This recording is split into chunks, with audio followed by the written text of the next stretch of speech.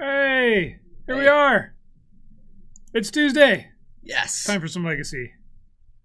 Kyer, What? Bryce. Oh. Here we It's us again. Again? We've Every got. Who do we have for time. you today? We have round one. We're going to do 4 rounds of legacy because Yes. it's Tuesday. That's what we Because it's do. Tuesday. We're going to see some miracles versus something. I'm not sure what it is. Maybe it's Nick Fit, Maybe. or it's a deck that plays Savannah and Miri's Guile. I don't know. Which is it? Enchantress? Maybe it's Enchantress. Maybe. We'll see. It'll be We fun. will. You guys can join us for this. Change that round timer. Fix that. Round timer. Here's a Miri's Guile. Here's a slightly worse Sylvan Library. It costs 1 mana. It's green, and you get to, at the beginning of your upkeep, you get to rearrange the top 3 cards of your library. Yes. So it's kind of a weird card that gets around Level. Yeah. It also does this during your upkeep, not during your draw step. So it's a little different than Sylvan Library in that way, where like you can like look at the 3 cards, and if you like want to fetch before your draw step, you can kind of do that before you draw. Things, sure. Yeah, this is some Enchantress from Ian today. Oh boy. You guys did not expect to see Enchantress versus Miracles round 1. It's Legacy. You never know what you're going to get. Look at that. Look at that. Sarah's Sanctum tapping for 1 white mana. I mean, that's a powerhouse card right there. At least it will be later in the game. So here's a Rest in Peace. This is a Rest in Peace main deck. The reason for that is Helm of Obedience is a card. And Rest in Peace just screws up quite a few Legacy decks by itself. So this looks like it's an Enchantress deck with a Helm main deck. Helm combo. Yeah, that makes sense. Josh is doing some pondering. He sees a Terminus there. He's going to rearrange that so that it's in the spot he wants it. Doesn't really do anything right now.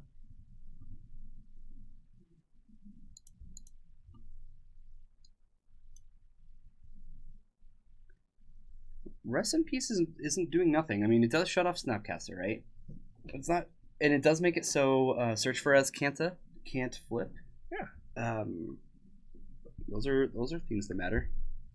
Are we up against a bunch of other Magic people today? Yes, I believe so. Oh, there's a Team Modern Super League and some Goldfishing and some just about everybody is streaming right now. Yes. Well, you guys don't Team Super League. That's dumb. Don't watch that. Watch Legacy. You had to jump in. Well done. The question is, did you get wet?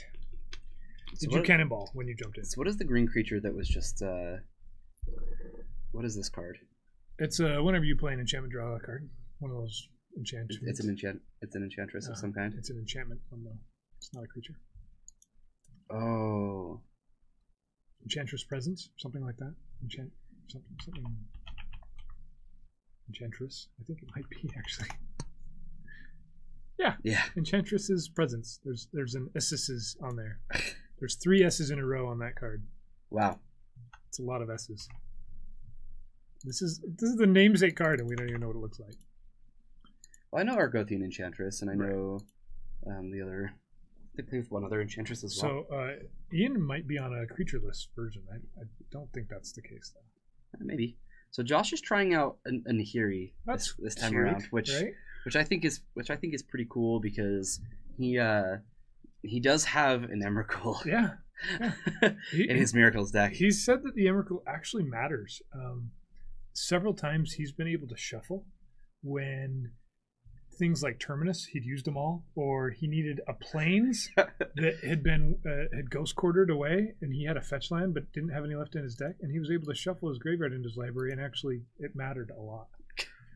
So here's some Enchantress to go along with the Enchantress. Not only does he get to kind of stack the top of his, get to choose what he draws off the top of his library, but he gets to draw 3 cards. No, he doesn't, because Terminus. Oh, Terminus. Yeah.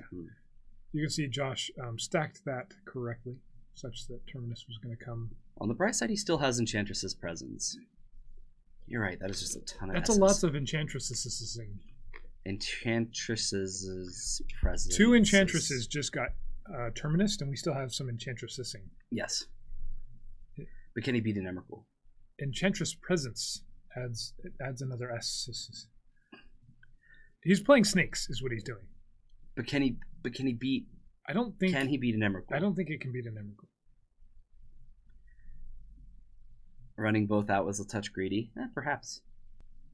I think we're gonna find out. Yeah, but he's also up against this Nahiri, right? Knowing as soon as you see Nahiri, you know that there's an Emrakul, right? Yeah. So he's got a clock on him that he couldn't do anything about. He had no way to pressure that Nahiri, so he had to go quick. Mm-hmm. He needed to find a Helm of Obedience, really. This is an Elephant Grass. We've seen this card before, and we've looked it up, and I've read it, and I don't remember what it does. This is from Visions. Yeah. So black creatures can't attack you, of course, right? Of course. Naturally, because they're black and they're in the grass. But non-black creatures can't attack unless they pay 2 for each creature. Because the non-black ones have attacks. Yeah. So Brian, we have 23 players tonight, which it's a great turnout. Along with some 10 commander players for some reason. Yeah, a bunch of commander players, and then we've got let's see, Alfred is playing Food Chain, and Stockton is playing Bomberman. So Ian just fetched a fake-looking Dryad Arbor, the FTV version, that forest. I believe he did that as a means to put some pressure on Nahiri. Yeah, that's the tricky one. That's the bad one. It just got swords, though. Good. It doesn't matter because Nahiri's already at 8.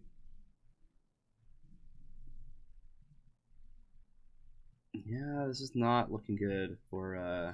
well, hello there, FC Reaper. Hey, look! It's an Emrakul. Mm-hmm. Did you know that he's pretty cool?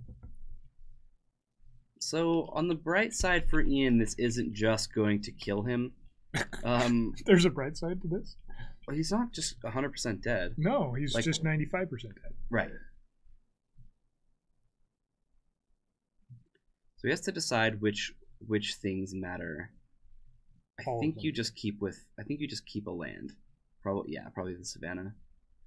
He's going to take 15 here, and then it's going to get exiled. It's true. So, I mean, Josh is way ahead, but the game is not 100% over. 95. Just 95% over. Just 95. Oh, it goes back to his hand. That's right. I forgot. It goes back to your hand. Oh, look. Ian's got 2 permanents on the battlefield. Utopia Sprawl. He's sprawling those Utopias.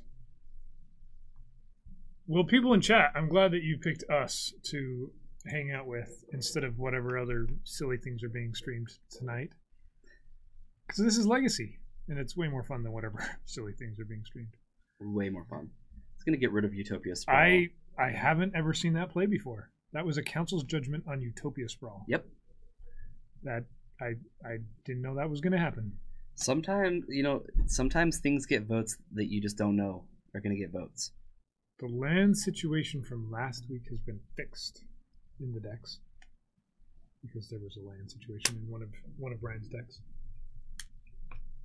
Oh, is he asking? I think so. Yeah. I have 2 Underground Sea. Brian, you weren't here to update your food chain list, so I don't think anybody's updated it. Yeah, I put 2 Underground Sea in your food chain list. All right, so Josh gets game 1. Should we take a peek at our backup match? Yeah.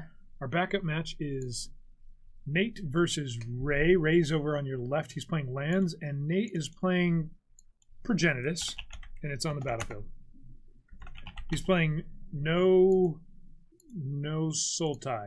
No soul no. It's a fit deck. It's a Nick fit deck. Oh, I thought it was Sultai. Still Nick fit. Okay. It's a Nick fit deck with Leovold and Natural Order. It's pretty much all the colors because it plays Progenitus. Okay. No Nick Fit. Natural order, that's where the no is coming in. Yes. It's a natural order deck that goes and gets Progenitus. And Ray, on the other hand, has a land. So Progenitus has protection from everything except... For a Glacial Fortress. Glacial Fortress is like a blue-white land, but that's a Glacial Chasm. Oh, Chasm. Chasm. Thank you. So the giant Progenitus that's protection from everything, he falls down into the crevice that's created by the glacier and gets kind of stuck there for a little bit until Ray can't pay for it anymore. Makes loads of sense. Here's a Dragonlord Atarka. Just what you expected to see. Yep, that's exactly what I expected to see. Leovold, Progenitus, Vendilion Click. Is that what that is? Yeah. And a Dragonlord Atarka. So the 2020 can't deal any damage either because of the Chasm. So they're just going to sit here and stare at each other until this Chasm dies, I guess?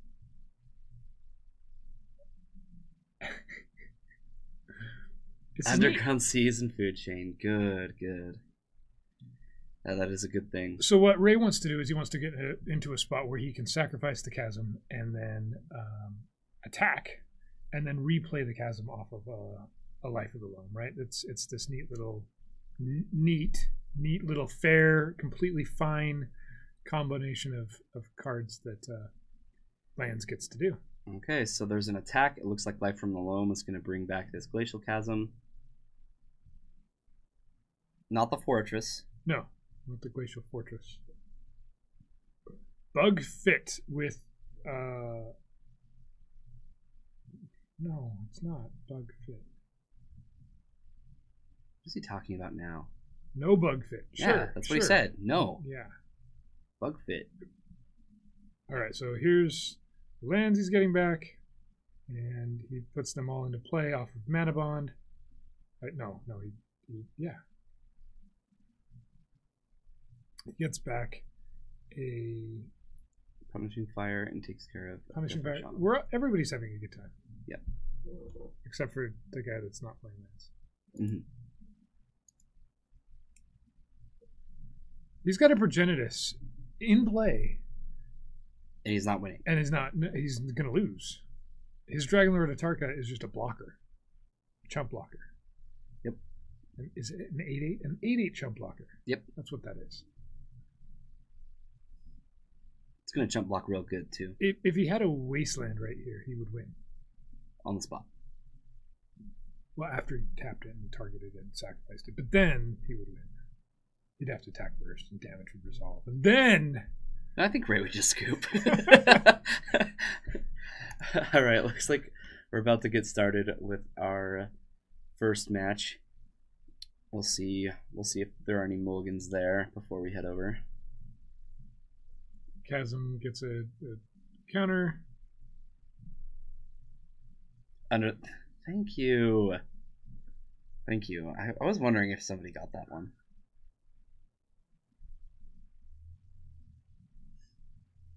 Yeah, lands is totally a fair deck. Totally fair. Totally fair. Totally just neat. It's great fun. All right. We're going to show you Enchantress versus Miracles. Two much more fair decks. Turn 1, Forest Utopia Sprawl. Not sure what color he named, but I bet it's relevant. What? You literally get asked on a daily basis if Asians enjoy... I ask that on a daily basis. I ask myself, do Asians enjoy our president? I've never asked anybody that. Or thought about it. You've never wondered what other people think? No. Okay. That is... I'm not surprised, Brian, that's a topic of conversation amongst everyone else in the world. What's kind of silly is that that's a topic of conversation on a normal-ish presidency. So, oh boy! All right, Utopia Sprawl number 2, 1 mana floating. Doesn't look like anything's gonna come off of it though. Well, no, he can play Serra Sanctum and tap for 2. That'd be 3 mana. Oh, look at we got the. There you go. The Jorgensen chips. We're having fun. We're getting. So one of them's naming white. One of them's naming green.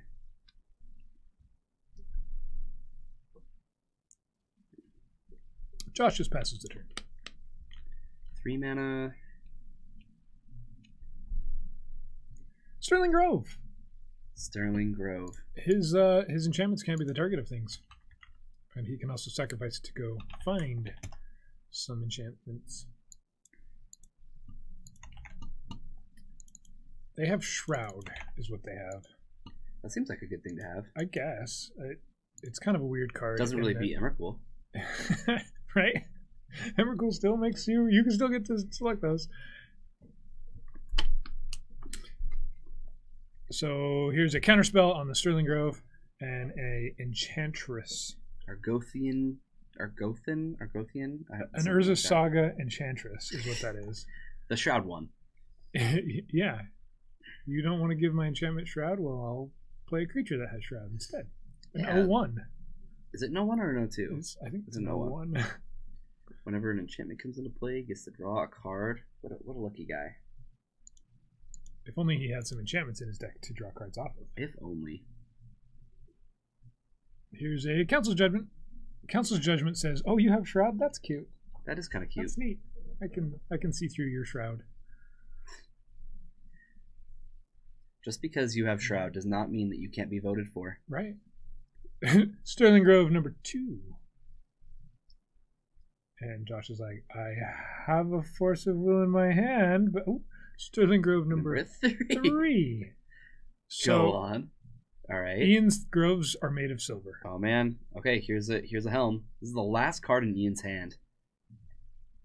So this is pretty much a lock if Josh can't respond, because Sterling Grove can go find Rest in Peace and put it on top of Ian's deck. And okay, so say Josh has a counterspell for that one. The next Sterling Grove can go get the another Rest in Peace as long as he's playing 1/1. Which I think he is.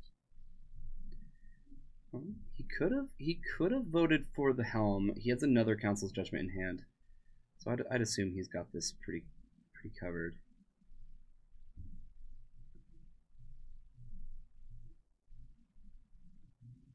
And he didn't activate Sterling Grove upkeep. It puts it on top of your library when you do it. He goes, what does this card do when there is graveyards? So we can pull up Helm of Obedience, right? It's got a wall of text that mills until you hit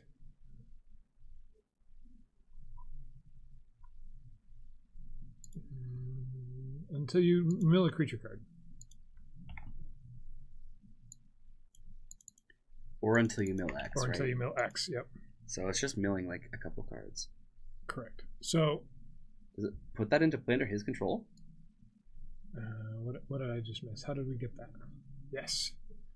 If the last card put into the graveyard is a creature card, bury Helm of Obedience and put that creature into play as though it were just cast. Wow. So Ian just got a Monastery Mentor off of Josh's deck. I don't think I've ever actually activated a Helm when there isn't a Rest in Peace or a Leyline out. Council's Judgment, exiles Mentor.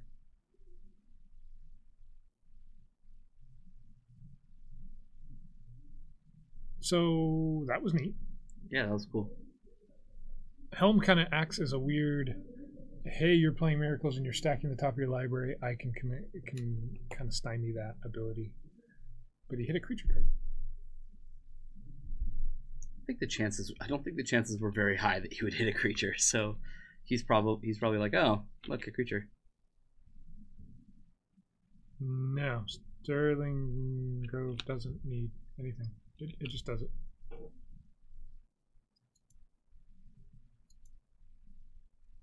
Nope.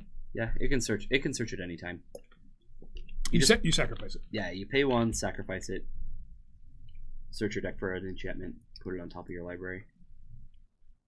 Yeah, Invasion was before Threshold. Choke. Whoa, yeah, this is gonna get countered. He goes, yeah, that's Force of Will. I would have just lost the game. Mm-hmm. Well, it's kind of fun because here Ian is being the threat deck, and Josh is answering so far. Passes the turn. Josh has Snapcaster and I think a Disenchant and a Counterspell in hand. Yeah, I think against an empty hand, he's kind of set up, isn't he? I'm not sure if he still has that Disenchant. Maybe that got moved. Yeah, that doesn't do anything because of the groves. Yeah. Yeah. Sterling Grove is other enchantment, so you can disenchant the first grove if he uses the second one, or vice versa. All right, we've got a Green Sun Zenith. I imagine this will see the counterspell. And this just gets Enchantress, right? Yeah, Argothian Enchantress. The draw engine for the deck, or one of two.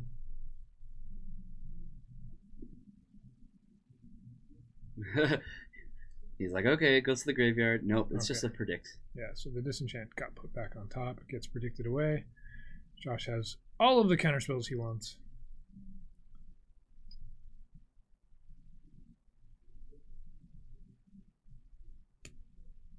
And Green Sun Zenith does not get shuffled back in since it was countered. It looks like we're Force of Will, Counterspell, Predict, and Snapcaster Mage. Blue cards. Blue cards. He's only like 10 turns away from winning. And yet he's doing math. Passes the turn. Ian sees a non-blue card. That's my guess. It's a Rest in Peace. Yeah, that seems powerful. There is a Snapcaster in Josh's hand. Probably... Yeah, it's probably going to brainstorm in response. Either that or, yeah, just Force of Will. Okay. Yeah, when you've got more counterspells than your opponent has cards in hand, you're in a pretty good spot. Yeah. Brian X Supreme, thank you for the follow. Well done. You are the first follow of this Legacy stream. You get extra follow. You're following closer is what you're doing. Everyone else is following from further behind. You're right behind us right now. It's neat. It's kind of creepy. A little. It's a counterbalance. Josh is like, you can play enchantments. I can play enchantments too. That's what he just said. Yeah, now he's only 3 enchantments behind the enchantment. There's 2 Utopias Brawl. Yeah, 3 enchantments behind. It's an enchantment race. Mm-hmm. No, it's not. Nobody cares. I'm pretty sure Josh cares. If you ask Josh, he'd probably be like, yeah, I'm behind. Argothian Enchantress is not an enchantment. Correct. I wonder how many times we're going to say enchantment today. This match. Hey, look, Terminus. That was fun. I don't think Argothian Enchantress has drawn 1 card for Ian this match. Nope. Well, they've been handled pretty well. Mary's Guile. Land on top. Josh tries to blind flip, and he I think he did it with his eyes open because it didn't work. Here's a predict. I could hear Ian say, "You're a cheater." You're a cheater. You knew what it was. That's not fair. I predict Flooded Strand.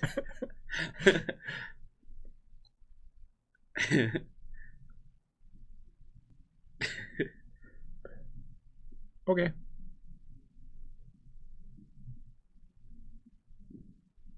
Josh is doing more land arranging. Mm-hmm. He's in the land arrangement stage of the game. Put these ones over here, these ones over here. Just in case like a Liliana ultimate happens and he has to decide which pile to keep. Yep. He's separating them into piles ahead of time. Oh, here's a Jace. So I think this is where things start going Josh's way, like very quickly. It's just like do nothing. Keep your opponent off of the board as much as possible, and then Jace comes down. And it's like, okay, we're probably gonna win the game within the next couple turns. Oh, he's catching up. Yeah. He's catching up on the enchantments. He's got to search for his Kanta and a counterbalance to Ian's 5. 2 to 5. Yeah, 2 to 5. Yep. We need an enchantment counter. I don't think Josh is going to get any more. Ooh. Choke. There's a lot of counter spells. This is going to resolve. Unless counterbalance. Counterbalance is not going to work, I don't think. I don't think so either. Josh maybe... Like, this was off the top of Ian's deck, right? Yeah. No, there was a Guile, right? So yeah, there was 3 cards to look at. So maybe that was not correct. He untaps his lone plains. If you can keep this interesting, you are the best. Whoa. Whoa. That was a big if, though, right? Like, Yeah. come on. We've done a lands versus lands after like 7 rounds in a 1K. Yeah, we kept up. This is actually pretty fascinating to me. Well, I wasn't really expecting something like Choke to come down. I mean, I knew that Marius Guile's going to find something, right? Like, he's probably not going to play a whole lot of lands for the rest of the game. So Jace brainstorms, even though he's being choked, he can still think. It's neat. He can. Marius Guile is thinking, and then Josh made motions as if he wanted to pause. He didn't. Okay. Okay, so Ian Caracas gets a is the draw. land. Yeah, Those that's top 3 cards. that is not a good sign for Ian. Probably not really what he wanted. Oh no. Oh no, he's going down on his enchantment. Yep. On his enchantments. Yep. It's now 6-1. But guys, guess what we did? We found. It's a land, is what it is. It's a non-island land that just flipped over. That's kind of neat. Yep. As Kanta helping out to the choke battle. The battle of the enchantment choking. I don't know. I lost it. Ian still gets to untap his lands, and he finds a humility, which does absolutely nothing on this board. Yep. It's a very humble card. He's gonna go, hold on. With counterbalance on the stack. Is this game 1? Asking because of choke. No, this is game 2. This is game 2. We never. Good point. Josh won game 1 with an Emrakul off of a Nahiri. Thank you, Ray's the name. I forgot to update that. And that's a From the Ashes, I believe. What? In his sideboard, or sitting in Josh's somewhere zone. I don't know what's happened. So he tries to disenchant, and then Ian's like, that has Shroud. So, okay, yeah, he counters the humility with a From the Ashes. Just exactly what I expected to happen. Right. This game, this match today, Tuesday. Humility getting countered by From the Ashes. Makes sense. Yeah, and then disenchant got dissed. Which enchantment?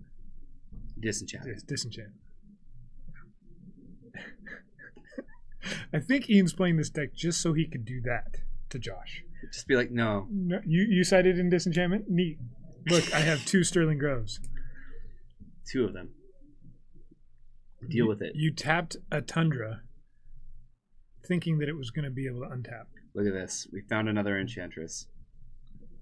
Here's a fetch land. This is going to try to find a 2-drop, I would assume. Yeah. Josh is going to fetch a island. Is he going to get an island? He's going to get a plains. He's going to get an island. Ooh. Whoa. Ooh, bravery. He wants to counter this. He wants to counter so bad that he's going to put another land under the choke. Uh-huh. Okay. It's a Scalding Tarn, and Ian is excited. Ian's like, yes. Finally, 1 sticks. Okay, it resolves.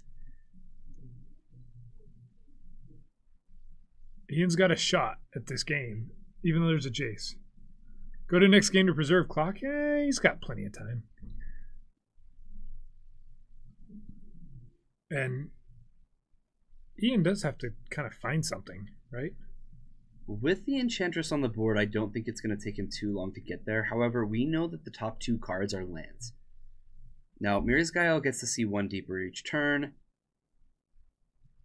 And he knows that there's a disenchant, and he can't get rid of these Sterling Groves. You can't get rid of one of them as long as you think Josh only has 1 disenchant. I wouldn't bank on that. Marius Guile gets countered by Portent. He still gets to draw a card. And here's a fetch land that lets him shuffle his library. Yeah, that's if you're gonna draw a land, then fetches are gonna be the ones that matter. 2 lands in 1 turn by Josh. I think he fetched and then played the mountain.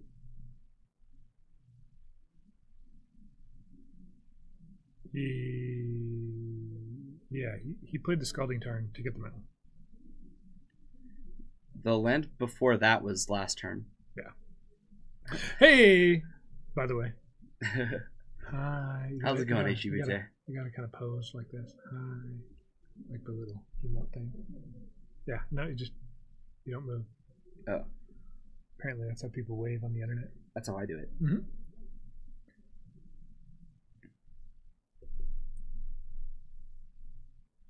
Okay. Josh is looking at some cards off Jace. Jace is still not ticking up, even though it's a win condition. Nahiri would now be a viable thing. Yes. Now that he found a basic mountain. Well, Ian has a lot of land. Like he really can just if he can manage. Oh, okay. He doesn't fetch there. He can fetch after. This is strange to me. Yeah. He's seeing too deeper though, so okay. He can take the card that he just saw that is an enchantment. Yeah. And then he could fetch. Yeah, with the Argothian Enchantress on the stack, he can fetch. All right, so this one's a prison, right? This is you have to pay one for each enchantment. I honestly can't remember which card this is. I think that's what it is. He's tapping for a lot of mana. He played a Second Sanctum. Here's a Emrakul. It's like it costs like 5.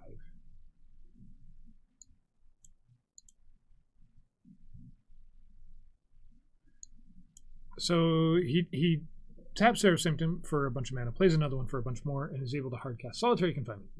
Oh, it's not what I thought it was. We'll pull it up.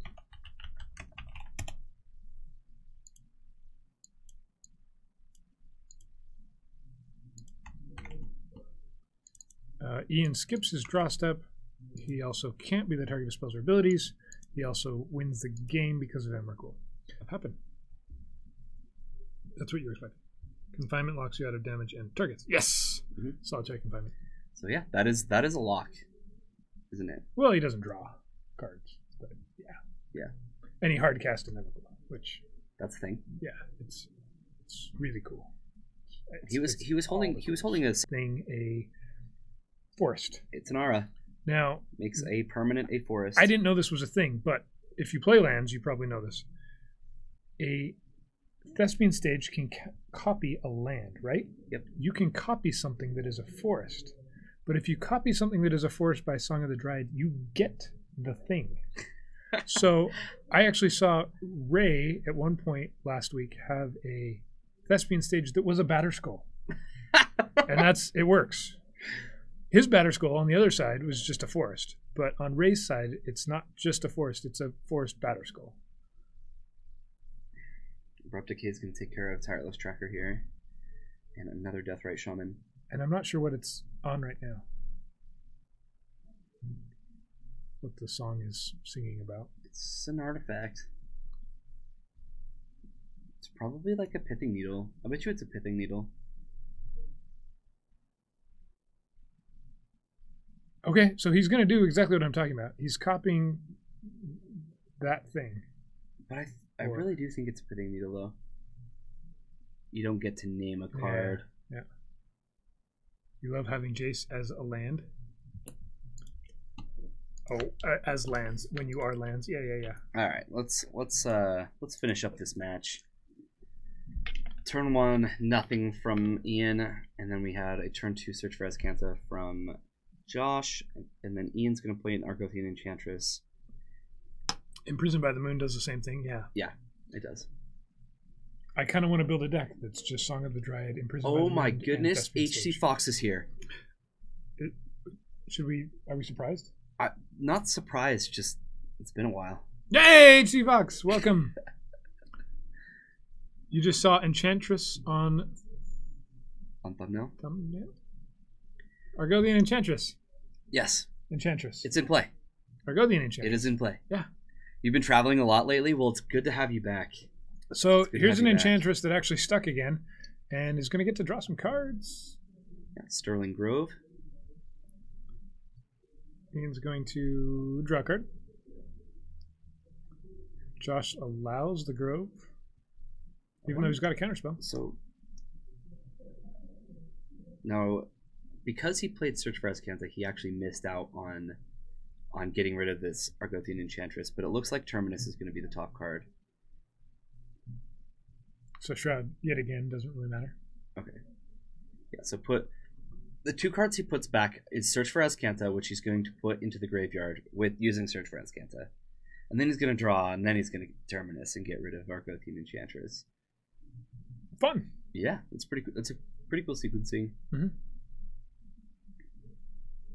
But and it's the difference between a player who knows what they're doing with miracles and one that is just like, if you and I were playing that sequence would have taken us like a minute to find yeah, out. Okay, I want this card here, and then that card I don't want is on top of it, or you'd forget entirely and not get to. You want him to still search for his Canta? That'd be cool. How is Ian gonna do that? I don't know, but it'd still be cool. We're not on the. That was lands. This is Ian's playing enchantment. Yeah, that was the backup match. Is there an enchantment that lets you steal enchantments? Is that a thing? I don't think so. No, I don't think so either. Oh, take possession. Doesn't take possession do any permanent? Blue. He's not playing blue. Yeah. Here's a rest in peace. You're the one who said that. It was somebody in chat. Oh. Rest in peace gets countered. No peace for Josh. Nope. He wants to rest in war. He does. That doesn't make any sense. No, if Josh is going to go out, he's going to go out on his own terms. Hey, look, predict. He knew what it was again. I like the secret scry. Steal. Look at this. HC Steal Fox enchantment. Yeah, but it's Steal blue. I don't think there's anything in Ian's deck that steals. He has Utopia Sprawls. He can get blue. You see Ian reading Solitary Confinement. Okay, so Josh is doing 400 clicks per minute. Yes. He's on the Korean StarCraft click per minute plan here. And we found Azcanta. Ian's on the 1 click per minute. But he found the Enchantress's presence. Yes, the Enchantress's. So this is Enchantress with an Enchantress in play. Yes. Sis. That cards literally exist. XP Fox is like, there is a steel enchantment. That's what it's called, actually. You just get to take it. Easy as that.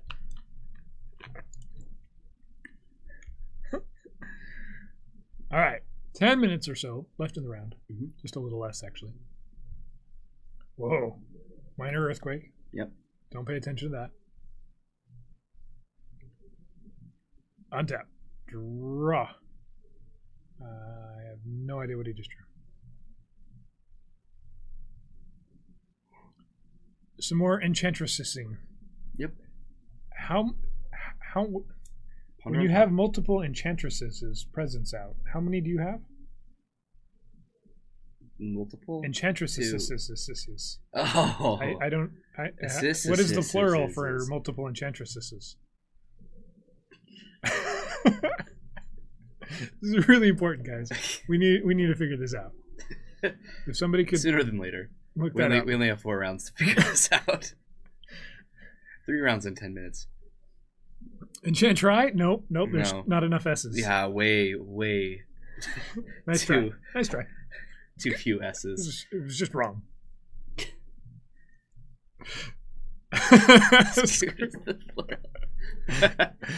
Hey, it's a solitary confinement. Because Ian likes to go home and be alone. Yeah. By himself. He doesn't need a draw step. He's got 2 Enchantresses. Go home, locks the door, hangs out behind his enchantments. He doesn't have any enchantments at home. I would know. Charge is like, wait a minute. What does this do? At the beginning of your upkeep, you have to sacrifice it unless you discard a card from your hand. So he draws 2 cards because he played Solitary Confinement. Yes. Which is what happens every time I go to Solitary Turn has Confinement. been passed. We're going to have a disenchant on Sterling Grove. The one applicable target. Yep. That matters and stuff. Maybe. He had a disenchant in his hand. He wasn't using it. Oh! Judge! Solitary confinement. You skip your draw step, and you have to sacrifice things. Ian did none of those. It's just Enchantress, but I wish it had more S's. Oh. Okay. Ruined all my fun. Okay. So he discards a helm. And then he plays another Enchantress. Wait. Nope. Change that. Reverse it. So you named Teferi's Realm here. Of course. Because everybody has that in their deck. This is a... What is this card? Approach of the Second Sun. What?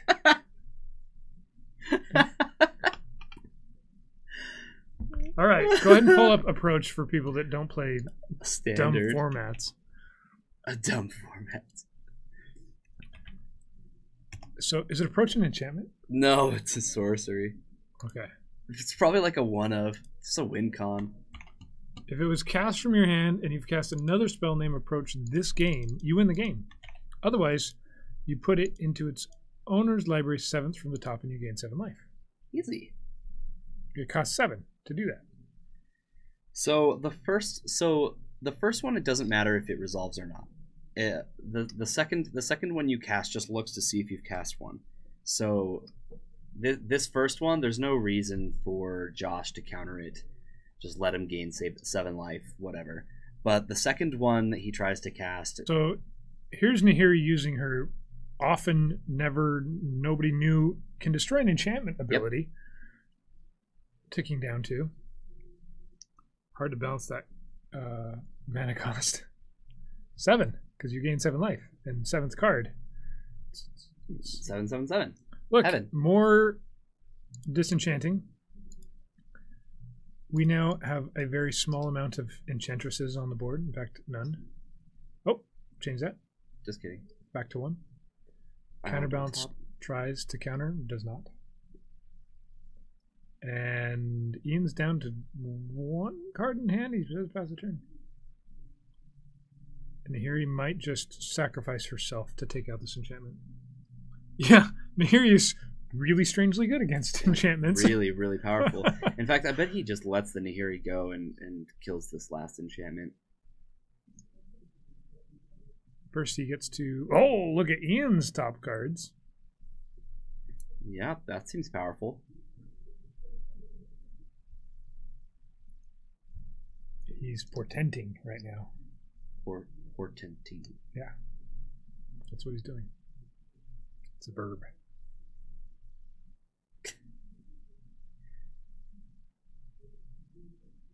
Portent resolves. Oh, Snapcaster beats. Ian goes down to 23. I mean, Josh, I guess, does want to get him to below 15, right? But nope. Nahiri does what she does. Everybody knows. Sacrifices herself to destroy an enchantment. Mm-hmm. Don't think I've ever seen that happen. Not in Legacy. I don't know. I've seen it. I've seen it happen in Modern. Green Sun Zenith for 2. Emrakul on top doesn't counter. Not quite. Not quite.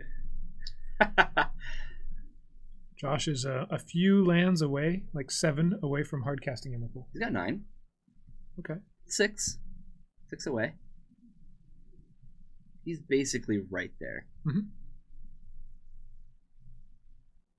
We're gonna activate Escanta.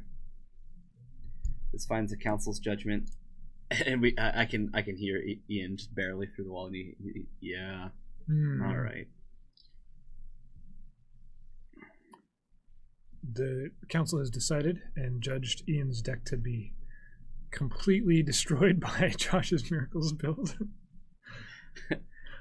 I've got Shroud, neat. I've got Terminus and Council's Judgment and Nahiri. I don't care that you can't do anything.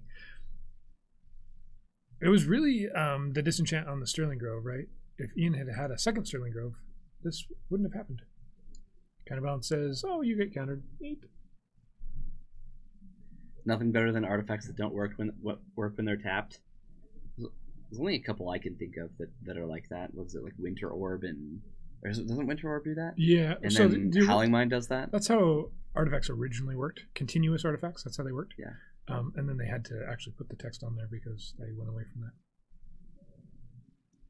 Oh, so look at this. Look at this epic battle. Snapcaster gets taken down by a forest. Dried Arbor. I have never done that, HC Fox. Maybe if Metallic Rebuke was in my cube. Or actually, I think I took Winter Orb. Can't remember if Winter Orb's still in my cube or not. It's been in and out. You'd like to see a counterbalanced Emrakul get an Emrakul off of missions. Or how about if Ian hardcasts Emrakul and Josh is like, trigger counterbalance? Oh, Emrakul on top, countered. I don't think Josh has 15 mana sources that can, like, 15 lands. No, that can I think it's just Neri. Oh, Utopia Sprawl. See? Ian's deck just keeps ramping up the power. Josh is laying down Jace and Snapcasters, and Ian's like, yeah, Utopia Sprawl. What do you got? Hey, look, it's a Nahiri. All right. WinCon Online. Here we go. It is faster than Jace's WinCon. Barely. Hello! Natalia, welcome in. Trinisphere is another one. Another one what? Song of the Dryad to ramp? So he only needs 14 lands and a forest. There's a Council's Judgment. Untaps. Ticks up Nahiri. Really? Are we having another? Ian's already gotten rid of this Enchantress. Oh, okay. Yeah. That Council's Judgment was... The second he revealed it, Ian just put it into exile. Yeah. All right. Josh is one turn away from attacking for 15. Oh. Never mind. Humility is good. And a Caracas. He's got a Caracas as well, right? All right. Disenchant's going to take care of Humility. Second Nahiri. Josh is great. Yeah, Josh likes to mix it up when it comes to his win cons and his miracles deck. I think he finds that fun. I asked him if other people were playing Nahiri, and he's like, no, not really. Josh would know what other miracle players are actually doing. All right, I just heard the time in the round. Time in the round, Delio. Our timer was like 15 seconds off. Wow, we're the worst. Mary's Guile. Look at Emrakul. Uh-oh. Josh is going to draw that Emrakul. He's got to change that. Okay, he's got to search for his Kanta. Okay, I was going to say, woo. You're like, oh man, that would be hilarious if he didn't have a way. Ian is counting up how much mana he has. Jace is going to ultimate.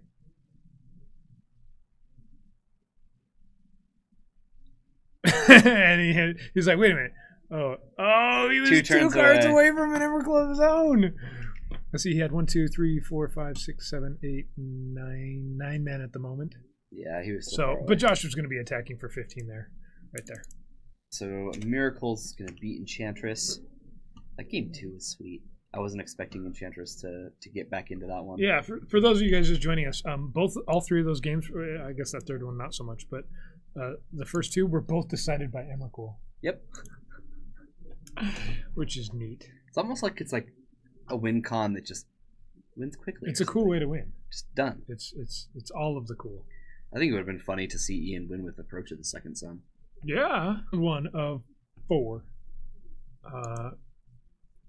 We don't know what happened between Nate's no fit bug list. You want Josh's deck list? I do not have it.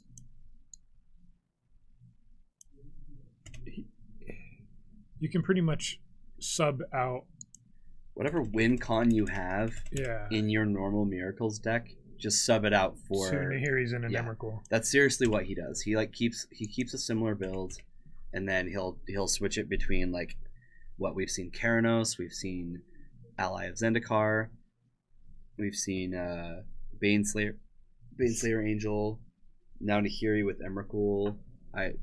What else? Yeah, I'm sure he'll find more. Yep. That's how you keep your deck interesting. Lost Mystery, thanks for the follow. You missed. You missed the bucket with your follow. He did. You should try again. You should try again.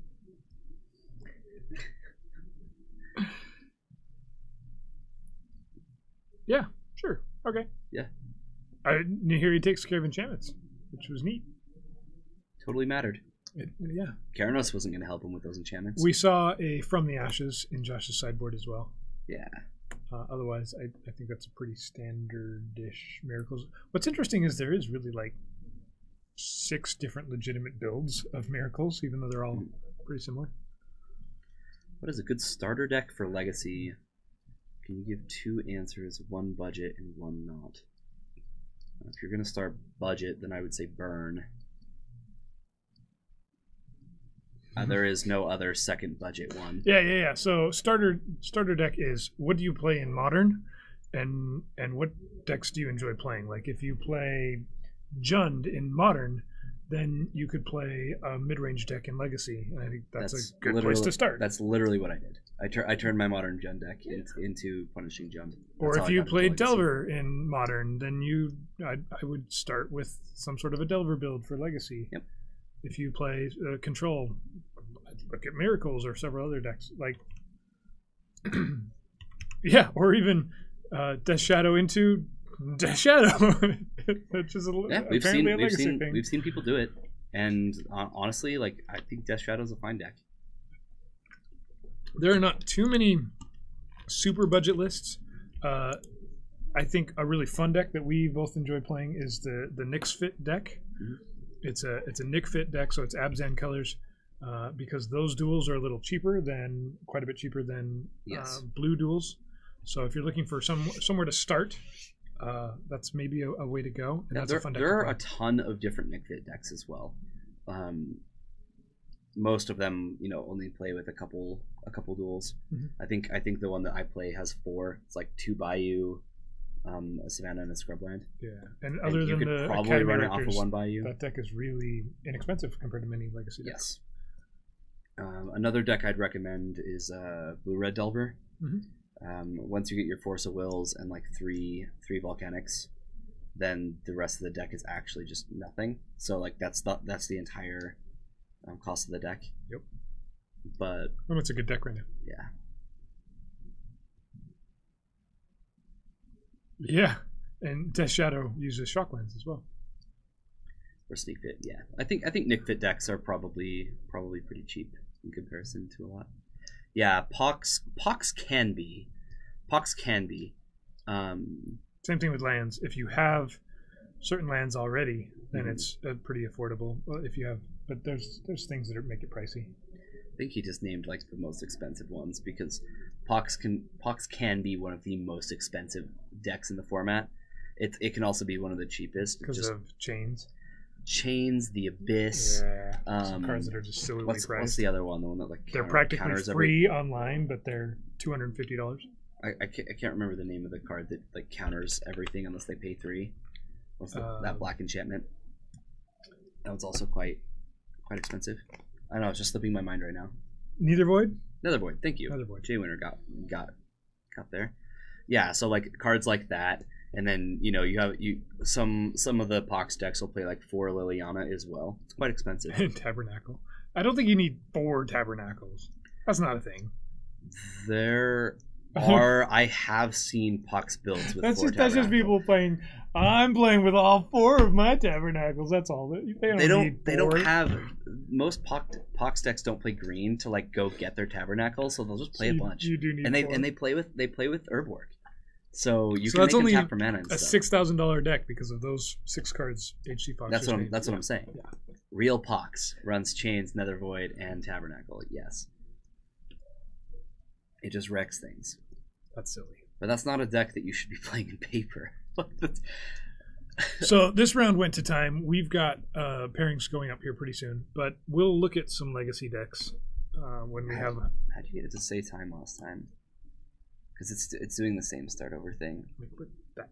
This? Yeah. And then changed our count to time.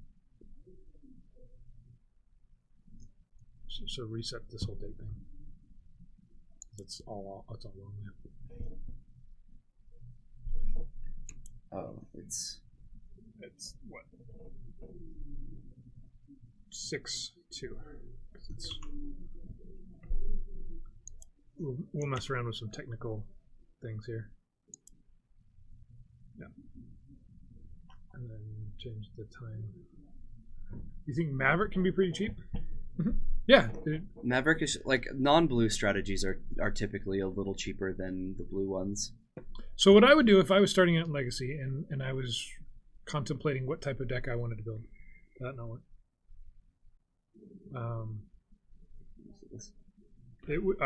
I would start looking at like MTG Goldfish and look at their Legacy metagames. They have some nice tools to kind of give you some pricing on different decks.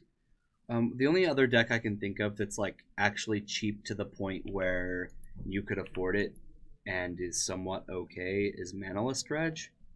I think it's like $250-$300, and it's I don't know, it's pretty repetitive. Burn is too, but Burn has I feel like Burn's a little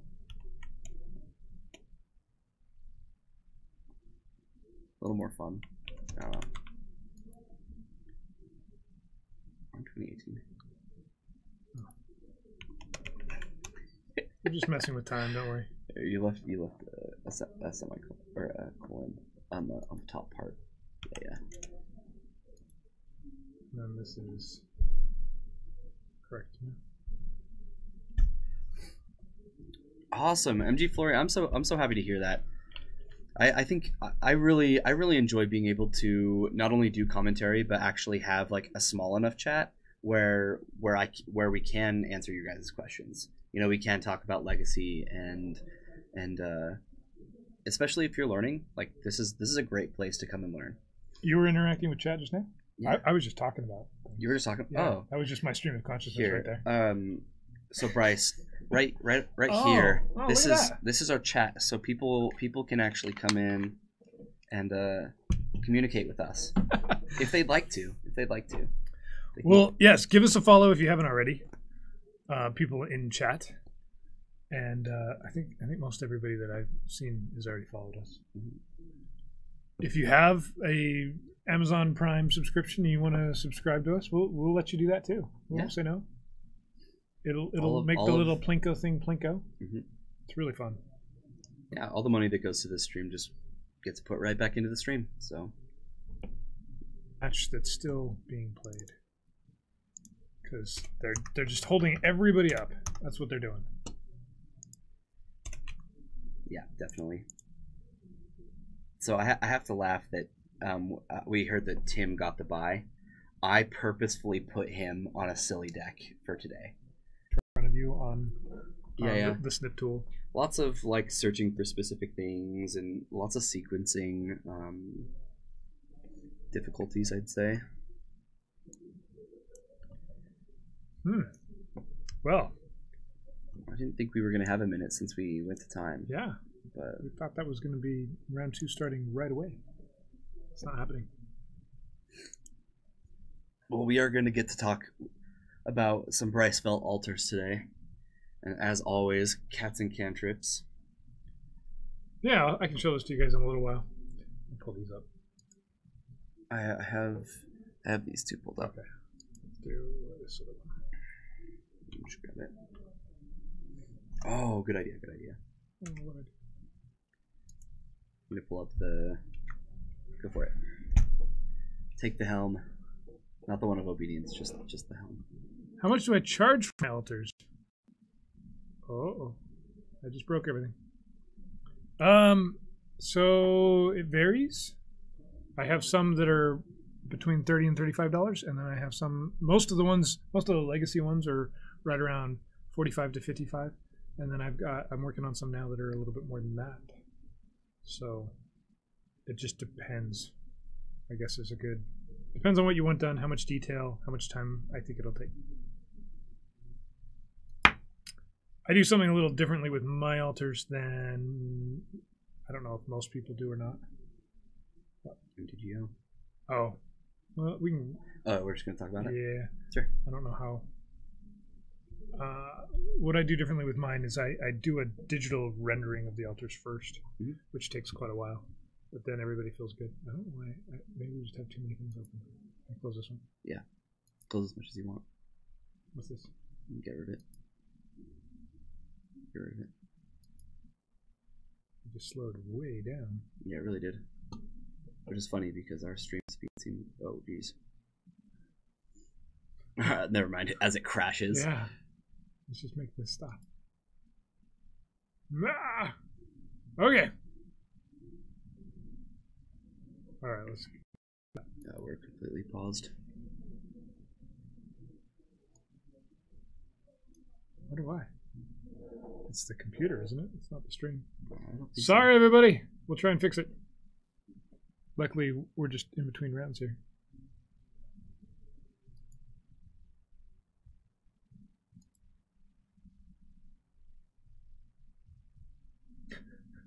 So, what did you play today in Magic Online?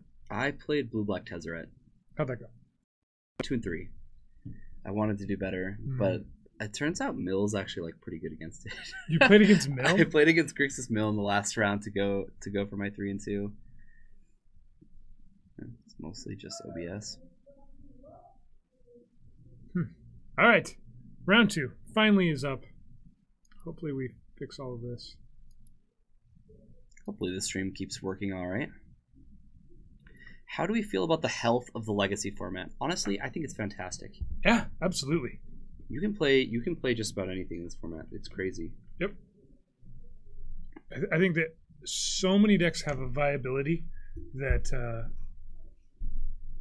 there's this kind of weird. All right, so maybe in Legacy there's tier 1, but that's really just the decks that get played a lot.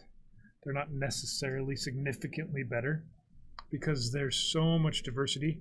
We went 3-2 with decks that I thought didn't stand a chance. Right.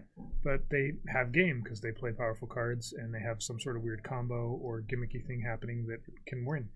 Something about Legacy is it really has more to do with how well you know the format and how well you know what your opponent's doing. Yep. Much more than it does in like Modern or especially Standard. For instance, we'll play these interesting decks. People don't know what we're doing. And next thing you know, like they probably could have countered something important, or they could have, interacted in some way. Next thing you know, they're just dead. Which is fun. Which is awesome. All right, so for round 2, we have Calvin. He's been on a Delver, or a 4-color, or something like that. Versus Davis. Mm-hmm. He'll either be on that kind of a Cascade type of deck, or he'll be with Sneak and Show. I'm not sure if he's on either of those tonight. Really? We'll find out. And then we also have Corey versus Robert. Corey's on a 4-color. You know what Robert's playing? Delver. Okay. Some Delver deck. So let's start out on Calvin versus Davis. And let's see what Davis ends up playing. I know that Davis doesn't always like to be on the feature match table. I wonder if that's going to change. So we can switch it then.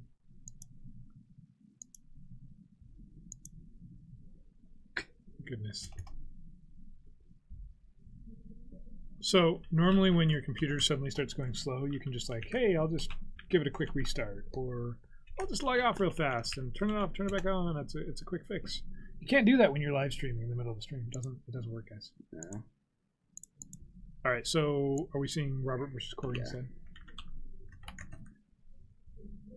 Something Delver. I know he's on a Delver deck, but I'm not sure which one. And Corey's on 4-color. All right, so we're going to transition to these guys shuffling their decks so that you guys know that actual magic is going to happen here. It's going to be great fun. Ready? Ready? You guys aren't ready. Let's change that round timer as well.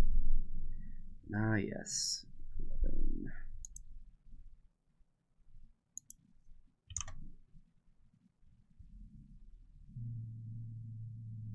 Math. Oh, okay. Challenging math. Yeah, they'll be here.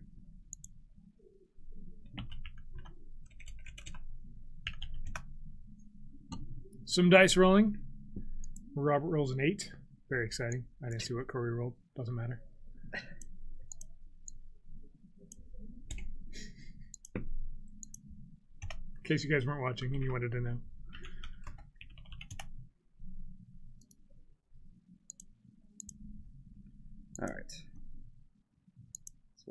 cards. Corey with the turn 1 Deathrite Shaman. Robert without the Force of Will. There we go. I think that should be the right. No, that's not right. Try again. Is that it? Oh. 21 and 10. Yeah. 21 1. Right? Okay, yeah. There Look, we did it. Wow. Oh my goodness, the struggle. The freaking struggle. It's not a 24-hour time thing. It's silly. Hey, look, it's a Delver. In case you guys wanted to see Delver versus Deathrite. Turn 1 versus turn 1. Yeah, Davis is on a Reanimator. Want to go over there? Now that they've started up? Sure. Reanimator's interesting. We're going to switch back. It's up to you. This is what I meant to do. All right. Yeah, they're just getting started, so let's jump into this game. So Davis is on a black-red Reanimator plan. This is the one that has Chancellor of the Annex. It might be the best deck in Legacy in terms of wins, but it's kind of not. It's kind of boring to play a lot of. I was hanging out with somebody last night, and we were playing a Turbo Depths deck, and we played against this deck. They mulled to 3 and beat us on turn 3. I'm not kidding. Like if you just have the right cards, yep. you turn 1, you're just gonna have a Gristlebrand. It's really frustrating because you can bring in sideboard hate against it, and sometimes that sideboard hate doesn't matter because of Chancellor of the Annex or Duress or whatever. The card to beat this deck is Leyline of the Void.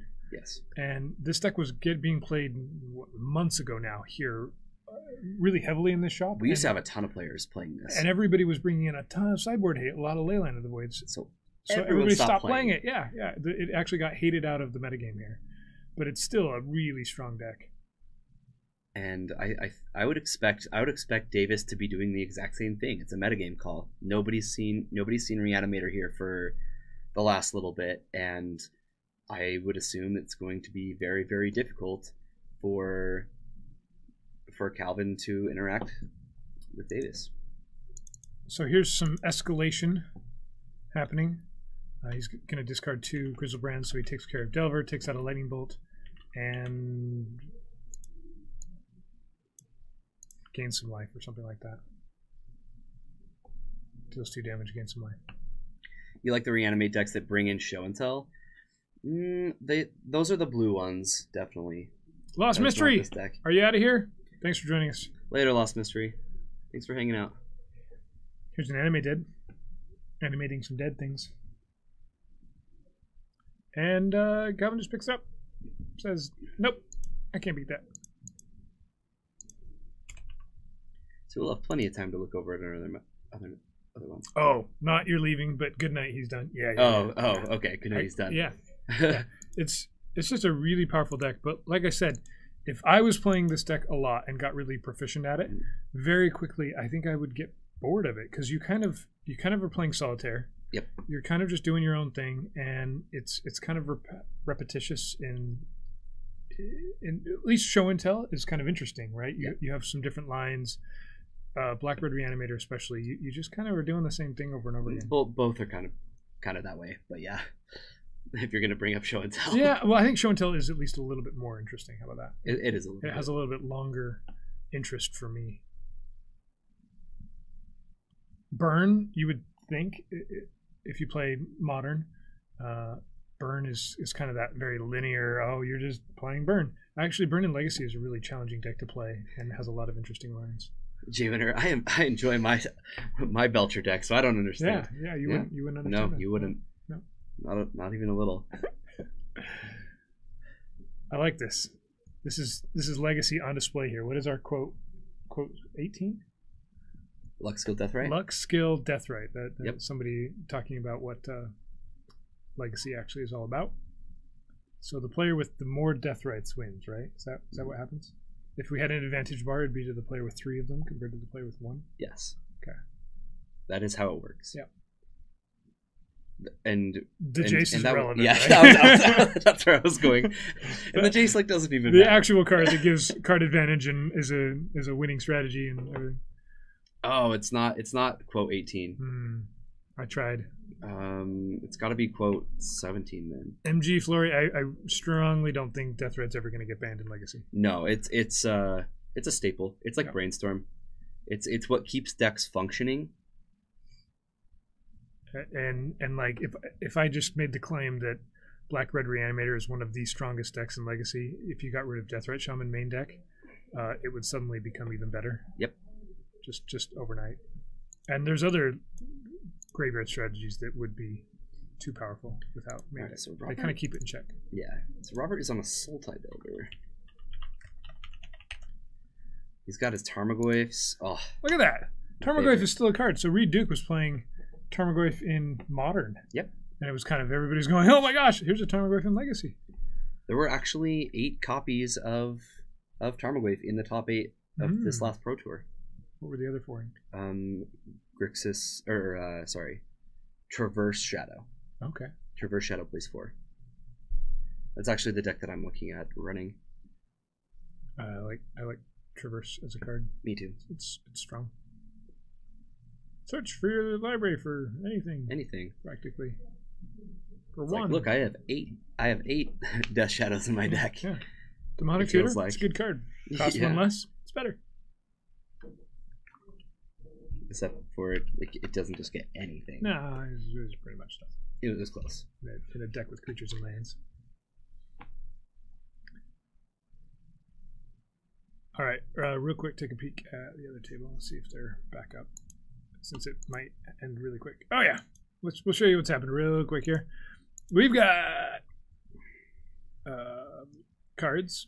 I think Gataxian Probe was just played. Yeah. So this is what's in Davis's hand. Yeah. And it looks like he can do this now. Yep. If he'd like to, he can go for it now.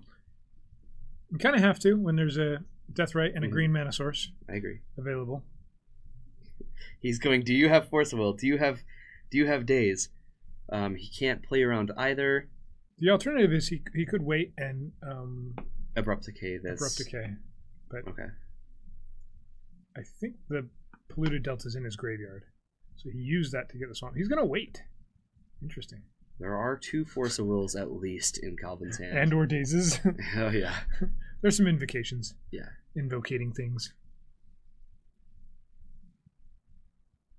Here's a Delver with a checklist. Checklist Delver. That's what he's playing. Calvin's playing Checklist Delver. Alright. Polluted Delta goes find something green. It's going to get rid of that Deathrite Shaman. Pretty sure.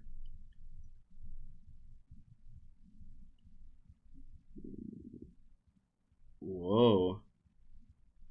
So here he can use the Dark Ritual and still cast Abrupt Decay. Altered checklist cards. Ooh. And this is still Black Red Delver, even though he's got a splash of green. Black Red Reanimator, you mean? Yeah, Black Red Reanimator, whatever it is. Nice Nyx Fit clip. Was that the Soul Read or where we just straight up guessed what our opponent was and we were right? It was all the Cabal Therapies or something, right?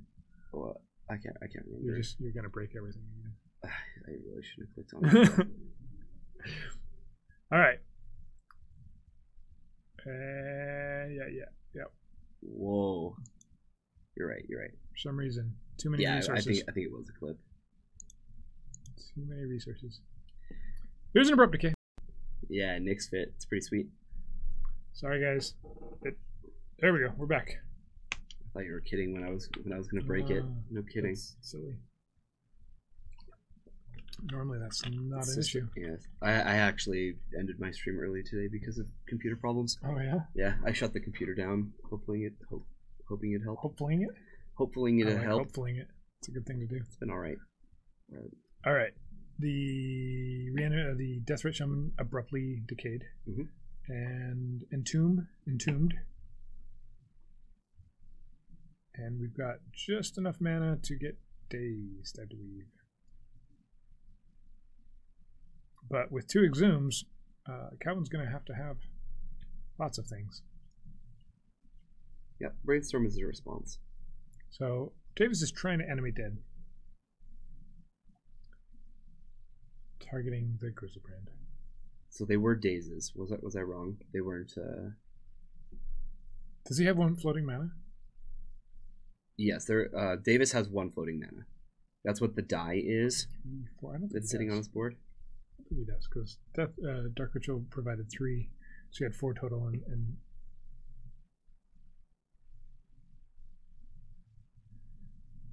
does Calvin have Stifle? I believe so. I don't think so, but I can't remember. There's a Daze. Yeah, Daze one. Then Daze again. Daze number 2.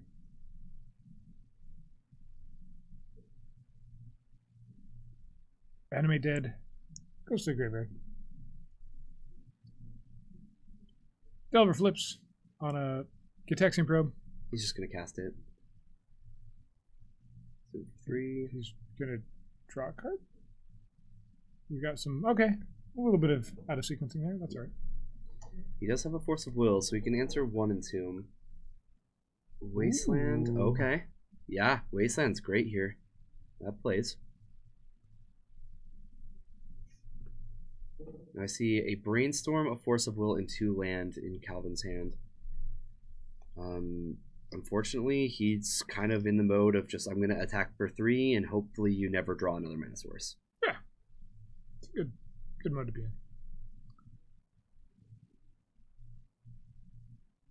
in. Stifling, Animate Dead, and Chromox are 2 of your favorite things to do. So is the stream jittery for you guys? Is it kind of stuttering? Or is it completely freezing?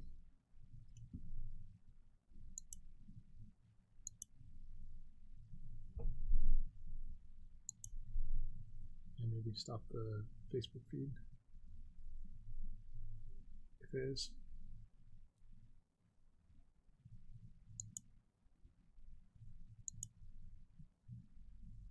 All right, so Davis still has 2 exhumes, but just 1 swamp. Calvin, on the other hand, has his Delver. Small stutters. Yeah, I'm ending this. It doesn't even look like it fired up. We'll see if we can fix it. There's a very limited number of things we can do. So here's Exhume. And Calvin gets the Brainstorm in response. You've killed Tess before with a Mox Stifle. I like it. That was awesome. Normally I would just stifle the Storm Trigger, but yeah, how do you animate or stifle and animate dead? Is there a trigger to be stifled?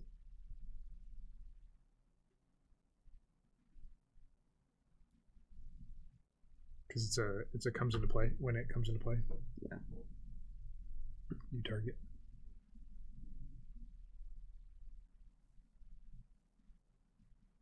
All right, Davis is down to 8 life. Did we fix the stream? Is it a little cleaner now? It looks hopefully. Like it. Oops, wait. Maybe. Yeah, there's a trigger.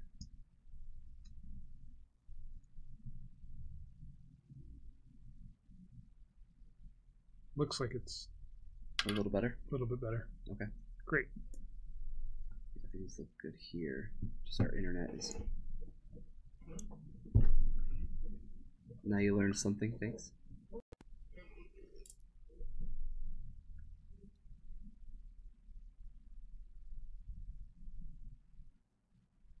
Yeah, we're having some dips, but some Gurmag Ingling. Tessa Gurmafingler? Tessmag Gurmafingler. Ah, the Tessmag Gurmafingler. Yep. And this is presenting lethal, so he just needs this Entomb to resolve. Here's an Exhume. Both players get a creature from their graveyard. Calvin immediately reaches for his. Finds a Deathrite Shaman. Davis finds a Elishnorn. That kills most of the things. The Tessmag Gurmafingler is now 3/3. Yep. And Elish Norn is a 4/7. Which is... I think the Calvins lost this one. How do they beat Leyline of the Void? They have Wear Tear in their sideboard. That's about all they can do. But a lot of Legacy decks use Surgical Extraction as the game plan to defeat most graveyard strategies because it has game against other things as well. And Black-Red Reanimator can just use Chancellor of the Annex to prevent that from even happening. It's really silly. Or same thing with Force of Will. Force of Will doesn't really beat Black-Red Reanimator because of Chancellors.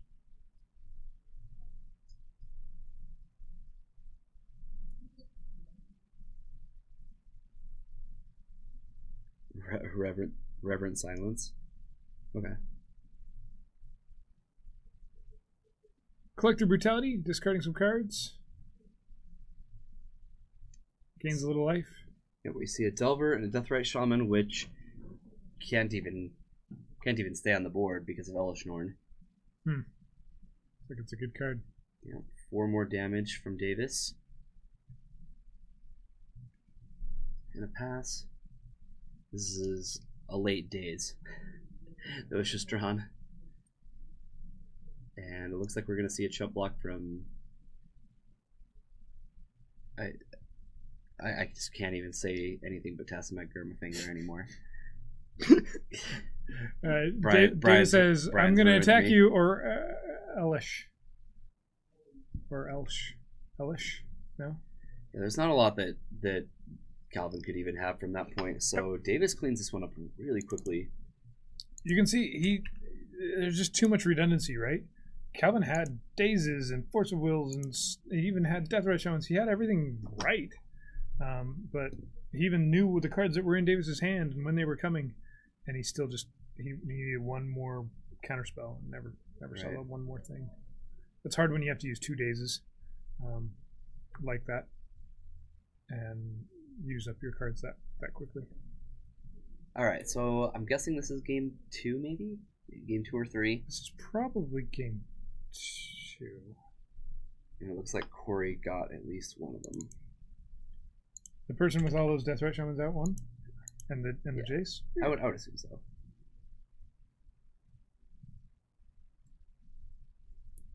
Soul type Delver versus 4 color. Here's a Deathrite Shaman. Robert's thinking about brainstorming. He's thinking about thinking. That's what he's going to do. When you just put down ideas, you brainstorm, you think. That's what he's going to do. Look at how nice and centered Robert's cards in play are, right around that flaming skull thing. Daze. He's like, no Deathrite Shaman. Nope. No, that card's really good in 4-color control. Yeah. Being able to actually cast things. Yep. Most of the 4-color decks usually have a kind of small splash of green and a small splash of red. They're mostly blue, black. So it's really important to get these Deathrite Shamans onto the board. Give you an outlet to those colors without actually having to fetch for the lands. Plus, when you're in some sort of a mirror strategy, just having that extra ramp is a thing. Sultai Delver is known to be the slowest Delver deck. It does play hymns and things like that, so I can see this being a pretty grindy matchup. No hers though, just hymns. No, just hymns. Yep. No her to Torok, just him. Yep. Nope. Looks like no hymns either. Yeah, no hymns either. All right, Thoughtsy's taking him to Torok there. And then we'll have a lightning bolt aimed at Delver. Yeah, it's gone. Yep. The bug got zapped. Yep, that's what happens. It's more of just like an electric spark. Really, takes care of it. Wasteland gonna take care of Volcanic Island here. And is there a play? No.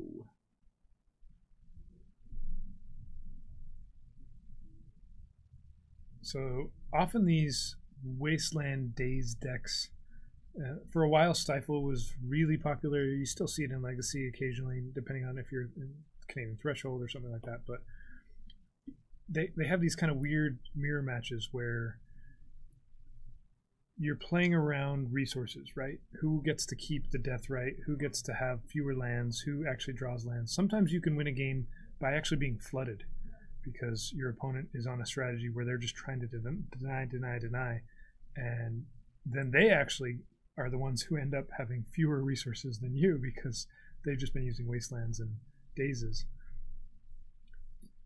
All right, Hymn to Turok was found anyway. This is one of those darker Eternal Masters Hymn to Turoks. He was just showing the color difference there. Oh, that's really cool. I haven't seen one yet. There's a Dark Days and a Dark Hymn where the printing was kind of faded black. That's really cool looking.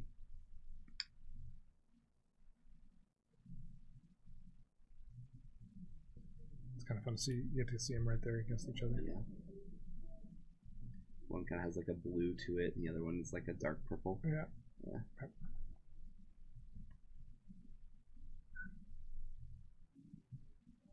Unfortunately, there's not that printing error on the foil sheet, as far as I'm aware. That's lame. Well, Jace and Leovold hitting the bin off of this Hymn to Turok, I think that was a pretty good hymn. Just really strong, powerful cards you get hymned away for. Absolutely. Reanimating, animating the opponent's creature. Yep, that's a thing too. Absolutely. It's got to be in the graveyard though, and yeah, usually you're not going to get something too overwhelming, and they don't typically kill things. Exactly. They do have unmask that they can use, making you discard things. Yep. Yeah.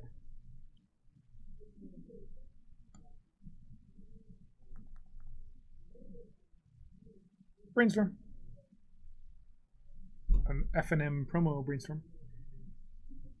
So pretty. You're not allowed to play that on Tuesday, but Corey's doing it anyway. He's a rebel. Yeah, seriously. What does this look like? That's a Friday night Magic brainstorm. It's reserved for Fridays. I hope he watches this back.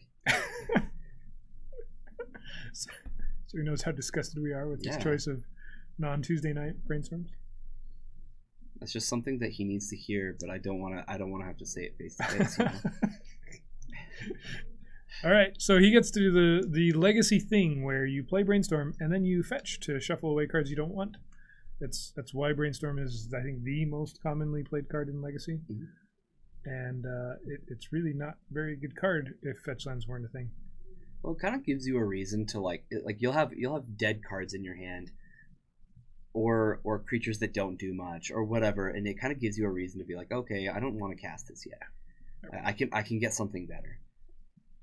Like a Belflestrix, like a 1/1 flying owl thing. That seems like a good thing to have right now against the deck that plays Tombstalker and Tarmogoyf. Would you say that that's a superb card? I would. Like a superb owl? Yes. Which is really strange. If you move the B just a little bit, then it's a super bowl. Yep. Didn't realize that, did you? No. You learned something new. It's a Super Bowl. That's what that is. AKA Superb Owl. Superb owl. Yeah. This has nothing to do with the Super Bowl just being the other day. Yeah, that's why it's relevant. Well, perfect. It's a bird, which is similar to an eagle.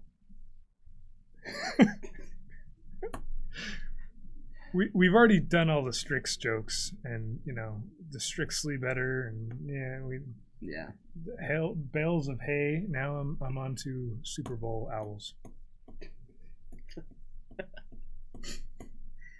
Superb owl. Superb owl. Yeah. Yep. That's what that is. It's the only creature in play right now. It is. If Robert does absolutely nothing for the rest of the game, Corey's going to win with it. I've definitely cast Baleful Strix on turn 2 and also attacked for like 7 or 8 with it before my opponent was finally like, okay, I should probably do something about this. We have an exhausted. What haven't we done? Owl puns. We have exhausted. Spelling is hard. Exhausted. Exhausted. Exhausted. Axhasted. Hosted. Not sure what we haven't done, but okay. There's more owl puns. Good. Something gives me a feeling HC Fox is telling the truth. Hmm. I think there are more. Yeah, all the puns. All the puns. Ignore exhausted. Yeah. We'll just ignore that. It's Tarmogoyf. It's 3, 4, 4, 4, 5, 4, 5.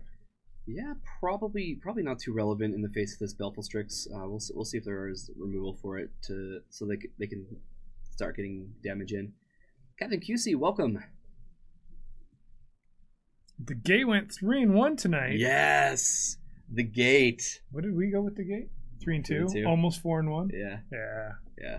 Should have been 4-1. That deck's OP. I don't remember why, but usually when we go 3-2, it should have been 4-1 because we made some giant error. As we do when we play new decks that we haven't played before, or decks that we play all the time. Yeah, that too. Hey, we're doing some fetching.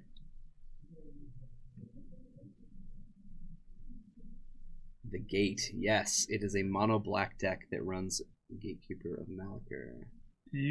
Which version did we play? I thought it was almost exactly your list, Captain QC. I think at the time we were down a Bitter Blossom. How's it going, Thomas? Yep, it's Senior welcome back. MG Flurry. You should check it out. It's a fun deck. The gate is banned for now. Yeah, this was, 2 weeks ago that we played it? I think it was last week. Was it not? No. Oh, maybe it was 2 weeks ago.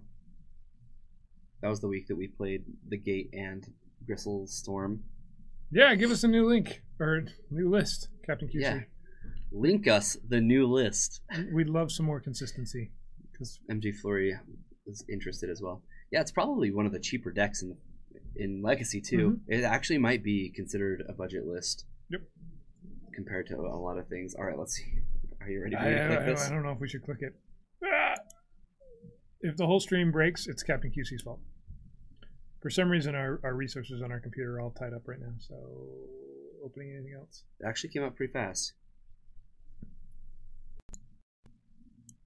Uh-oh. Uh-oh. Yeah. Yeah, this is... Okay, so you actually mainboard a green card.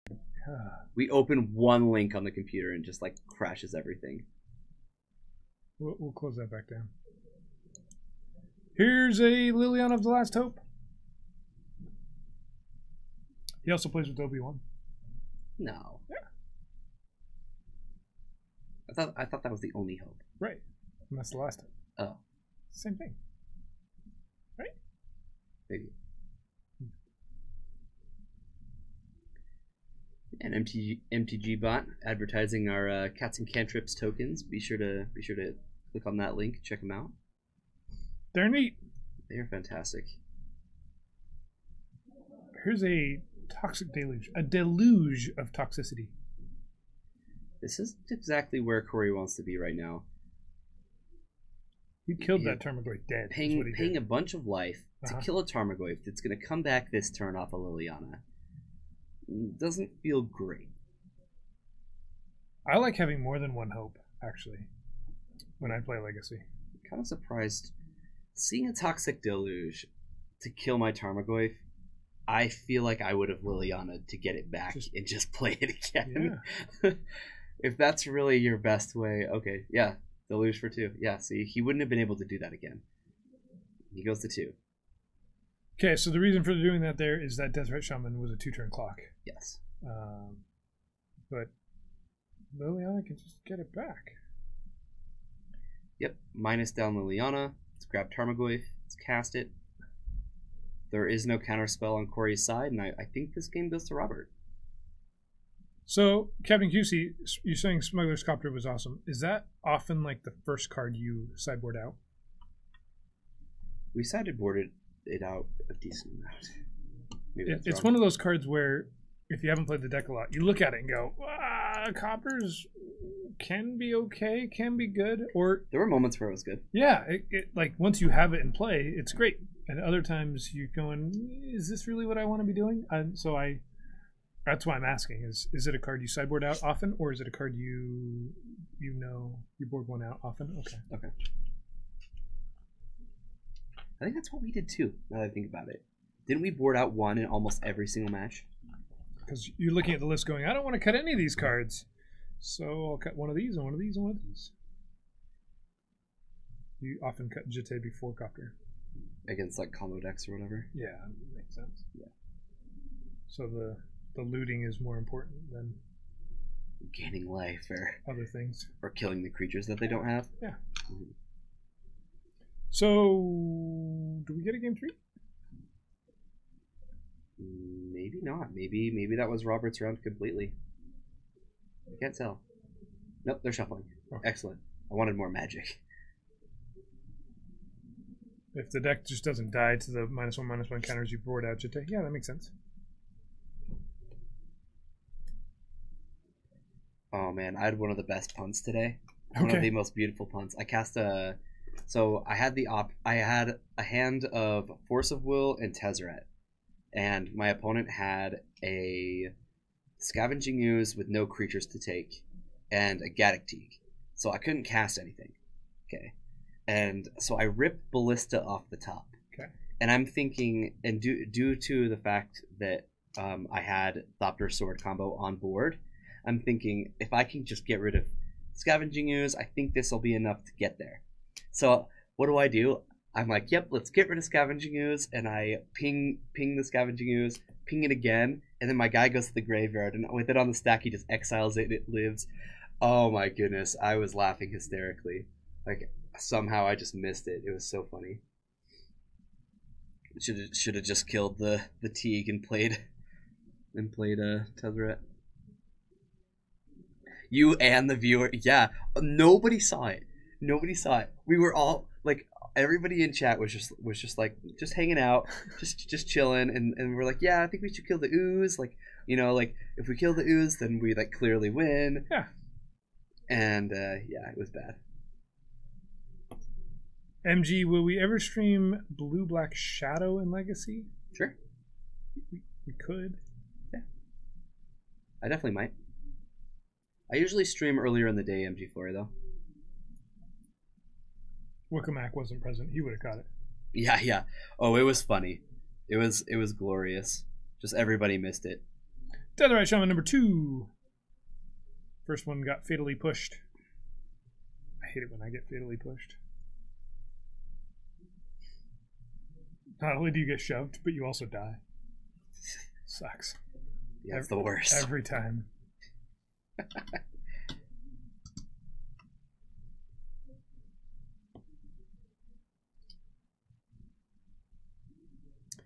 Yeah, Island Delver, I stream on this channel every day, actually. Yep. Every weekday. During the daytime, right? Yep. It's usually earlier. We start 10 a.m. Mountain Time on Mondays and Wednesdays, and then usually around noon on Tuesdays, Thursdays, and Friday. I need to get the stream description updated. That is below on Twitch. There. We could also put up like a next deck that we're playing the next day or something like that. That might be nice. Yeah. The problem is sometimes I just wake up and I'm like, nope. Yeah. I just get in here and I'm like, no, I'm playing this today. I think that's all right too. I came in, saw that we had diamonds today, and guess what I played? Tezzeret. Perfect. I even bought the Tezzerets. Like once I saw the diamonds, I was like, that's close enough. I'm buying the Tezzerets. Let's do this. There's a lot of decks that are now open to possibilities. With the diamonds? We might play the diamond Mox Planeswalker deck thing. Oh yeah, let's do it. Wow. That's more than one him. Yeah. There's a lot of guys in Robert's deck. Yeah, this is a pretty easy choice for Corey here. He's just going to look at the Tarmogoyf and be like, okay, that's the only threat. Let's just take that. Quickly tries to empty his hand of all things. Mm-hmm. Because he's going to get himmed again. Yeah, he's pretty aware of what's about to happen.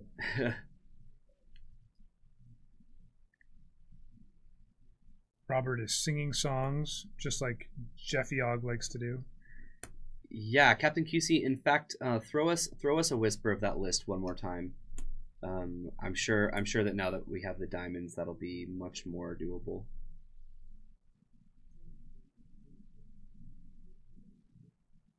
Can you hum a hymn?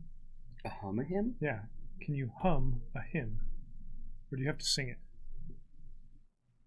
I don't think you have to do anything. It's just a hymn is just. Is it possible? Can you hum a hymn? I don't know if you can.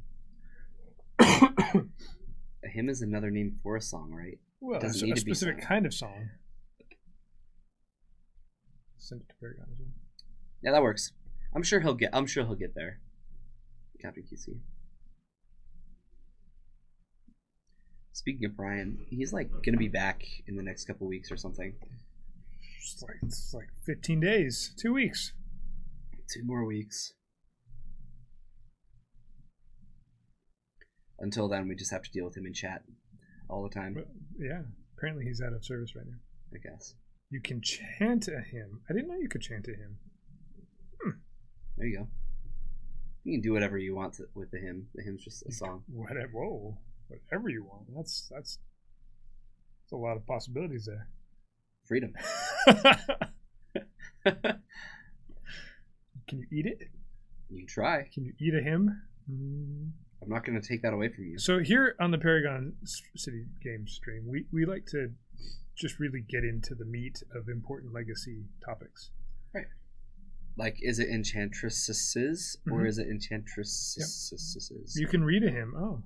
There you go. How many hymns do you need before you have a her?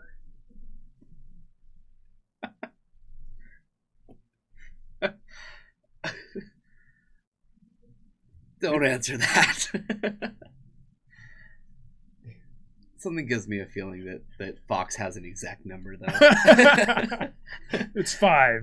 You play 4 and you Snapcaster back 1, and suddenly your deck turns feminine. And it's a her.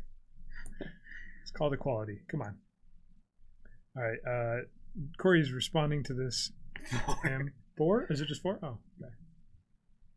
Is there a new brew Discord? I didn't know. That'd be cool. Beta counterspell. I don't know if I'd call us brewers. We just like playing other people's brews. We do play other people, so that's I guess a place to join, right? We play a lot of brews. So if people on that Discord want their decks streamed, then we'd be the perfect people for that. The perfect people. Perfect. Yep. All right, so we're in a similar boat as game 1, even though we didn't see all of it, where Corey had 2 death rights and Robert had less than 2. I think Corey had 3 at one point. Robert had 1. I don't think that Corey has a lot of gas left in the tank, though. So 3 hymns slows you down a little bit, huh? Of course. Yeah, beta counterspell. Go ahead and or actually whisper us the link. Actually. Yeah, our internet's being weird right now, so just whisper it to Paragon City Games. And I can take a look at that later.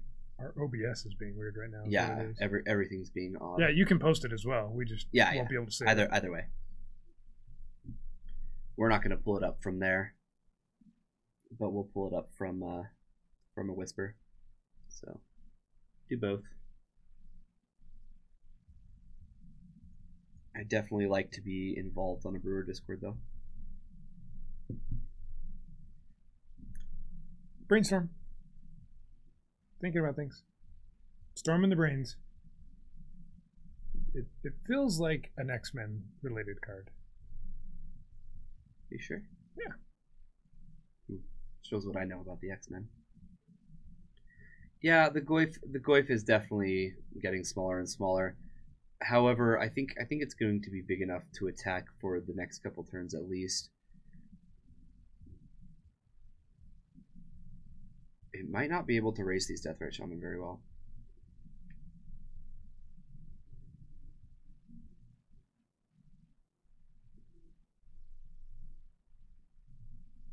Three, 4 brewers at all times.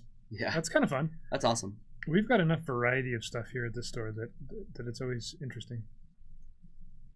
You can't really metagame. Like, okay, we've got a couple different Delver decks, but that's Legacy.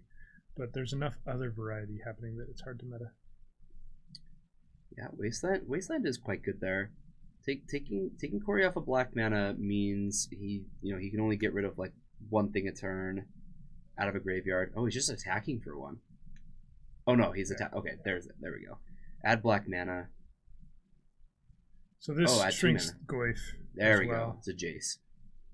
I think I think Goyf's going right back to the hand. Yeah.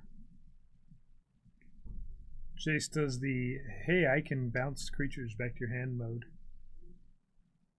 Mode number 4. The link did not work. That is odd. It didn't, right?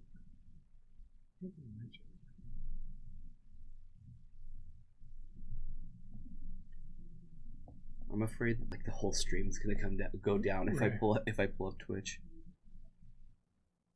I have like everything taken off right now because it was getting so glitchy on our end. Sylvan Library. Beta counterspell, yeah, just whisper it to Twitch, and maybe we can talk about it more on one of my streams or on Friday or next Tuesday. Our system's just being super odd at the moment. Can't wait to get 2 more cheap Jaces with the reprint. Yeah, I expect Jaces to go down quite a bit in value. I'm not sure on that one. Actually. You don't think so? So, Jace is what, $60 right now? It's at like the lowest point it's ever been. Yeah, since standard. Yeah, since forever, and it's a mythic in the new set. So I guess it depends on how much value is actually in Masters 25. I've heard a lot of people say that. Oh, it's gonna drop down. I don't think it will much. I think if it was $100 right now, sure, it's gonna drop down to 50, $60. Seeing 25 tops, I disagree with that. There'd have to be a lot of other value in the set. And I'm thinking to look at it at like 35, 40. That's where I would expect it to be. It's going to be much lower? Okay. I could be wrong. I guess it depends on how much other really strong value is in Masters 25. Yeah, how much is opened. Yep. Well, and other valuable cards, right? Look at Goyf, it went from 170 to a lot of the reason though Goyf went down is because of Fatal Push. Yeah, it was a combination of Fatal Push and its 4th printing. Yeah. It was its 4th printing that actually got it to stay low. If they unban it in Modern, the price is going to skyrocket while it gets printed. Right. I don't think they're going to unban it in Modern. They'd be crazy to unban it in Modern. But then again, a lot of things that Wizards has done in the last couple years, I'm just going, really? Oh, okay, you know. We're gonna stop doing F&M promos, and we're just gonna give tokens, and because we've really determined that that's what's best for our everyone. Oh, that experiment didn't work. Tassiger and Gurmag. I don't necessarily think they're better than Goyf, but yeah, those definitely matter. The reason they're better than Goyf is because they can't be fatally pushed, right? Yeah. That's why they're played. I still have my Goyfs. I'm gonna play with them. I think they're great.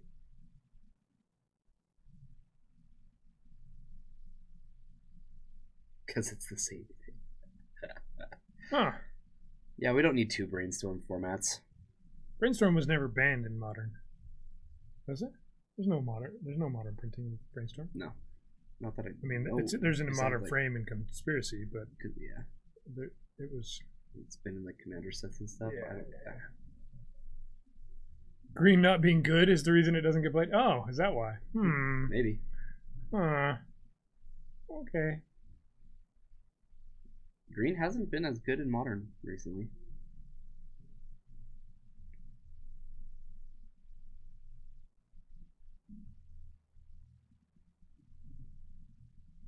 We're still. Are they just on a loop, or are they doing the same thing over and over again here? I swear we've seen a Jace and 2 Death Rights on Corey's side before. Ponder was banned. Yeah. Yeah, if you're gonna have a 1-mana cantrip, it needs to be one of the worst ones. We can't have Ponder and Preordain in Modern. Then Storm is too good.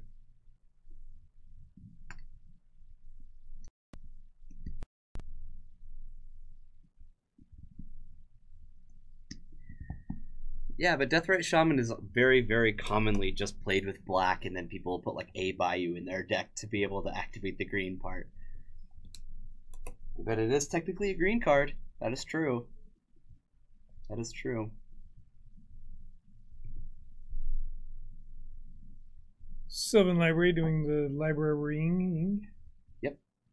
Very Sylvan-like. I was definitely right about this matchup being a little more of a grind.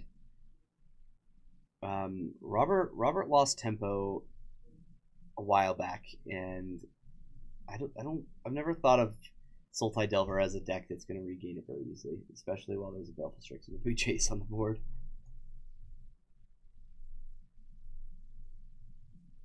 Yeah, even though 3 hymns have really stripped Corey's hand, landing and sticking that Jace really changed the game a lot.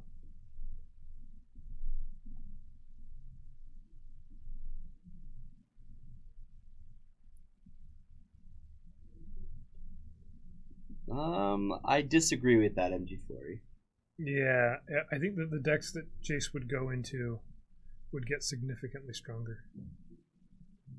It's kind of a surface argument that makes sense when you, but it actually isn't necessarily true.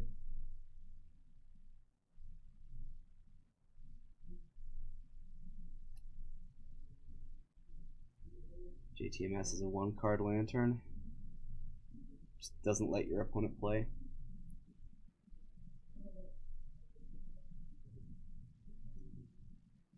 I'd be alright with banning Ancient Stirrings in Modern. Yeah. Alright, we have hit time in the round. As you notice, our round ends started over. Doesn't actually end. Yeah, for some reason it's not working the way it should.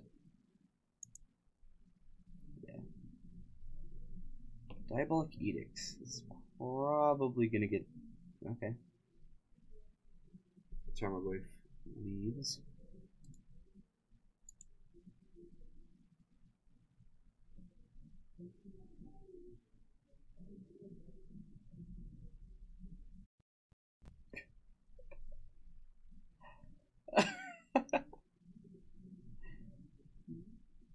What's happened? Oh my goodness. Sorry guys for the slowdown. You clicked on something. I did. What did I say about that? That's amazing.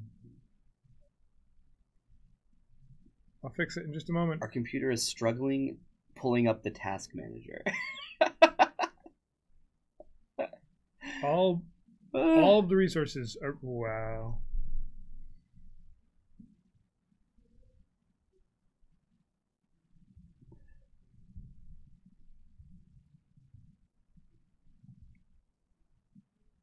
It's just OBS. Yeah. OBS is just freaking out. The sound doesn't cut, just the video. Perfect. You can still hear me complain about all the ridiculousness that's happening.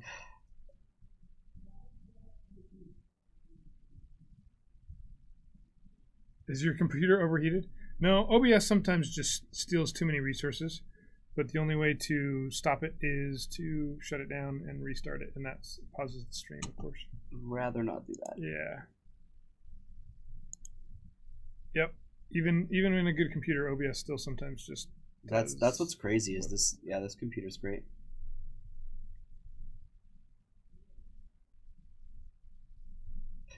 People have tested it. Pros say it's too good.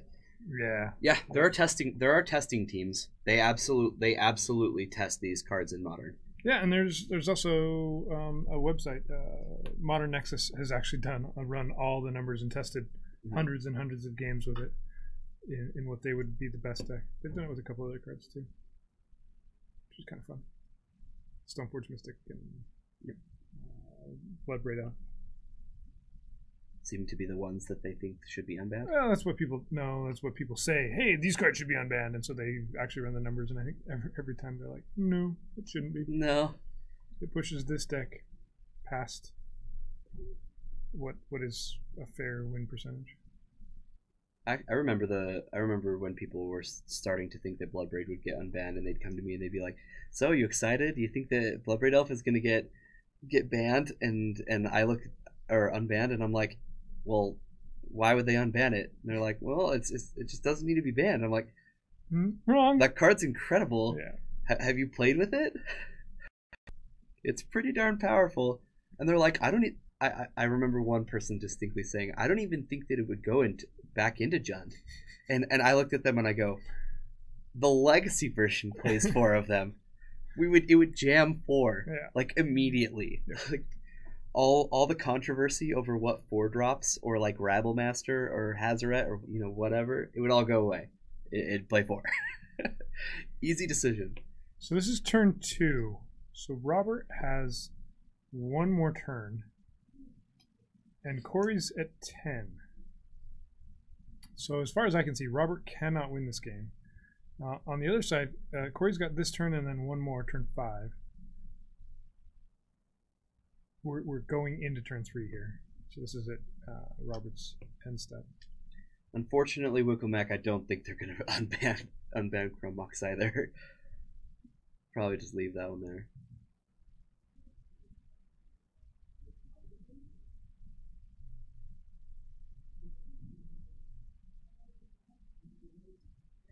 Yeah, well, Force of Will is a game that's still pretty new. And just getting up and going is hard when there's something like Magic. All right, so Corey's able to play a Snapcaster, Snapback, Lightning Bolt, use a Delver trigger to deal 2 more damage, gets Robert down to 4, and then he's got 2 Delvers, or Deathrat Shamans, sorry, I keep doing that. 2 Deathrat Shamans on the board after his untap. So he wins it in turns on turn 3. Let's come back to us here. Let's see how bad the computer's gonna. When I'm working with OBS, it's like just fine. Yeah, OBS itself is. It's because it has all of the resources. I like move my cursor like onto something that's not OBS, and then just like everything is like, wait, what are you doing? Wait, are you sure you want to do that? So strange. So very strange. So we were going to show you some legacy decks. I don't know if we can do that now. Maybe not. Maybe not. I wanted to show people all sorts of different things. On the bright side, we've gone to time both rounds. That's true. We haven't had a lot of downtime. Nope. Heading into round 3 here.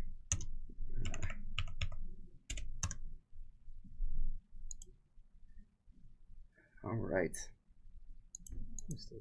Yeah, go for it. See what I can do here. Well, let me do this.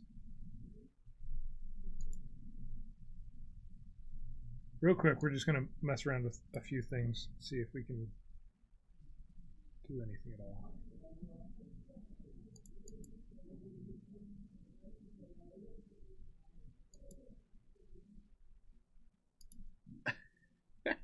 Fingers crossed. Well, let me do this. Let's see. We'll see if this slows it down like it just did.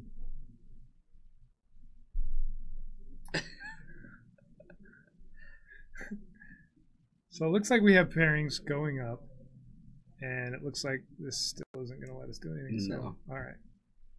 Wow. All right. So. Oh man. We'll get it. Players haven't sat down yet, so we'll get it back to where we were just a moment ago. Does it not even come up yet? No. Computer's just OBS is hogging everything. We have to wait for it to actually open. How much memory it was taking isn't even all that much. Like I'm kind of surprised that it's slowing everything down so much. Yeah, yeah.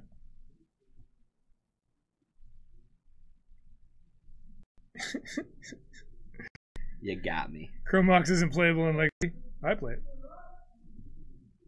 All right. So.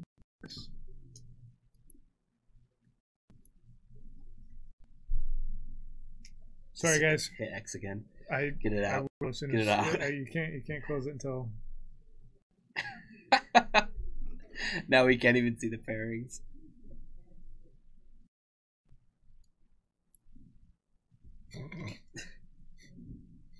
Is it freezing up for you guys too?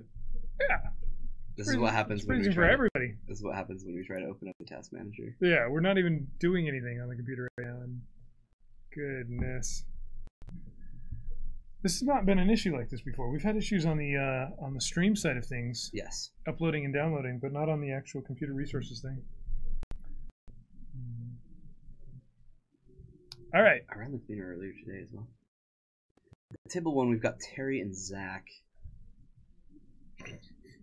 Maybe.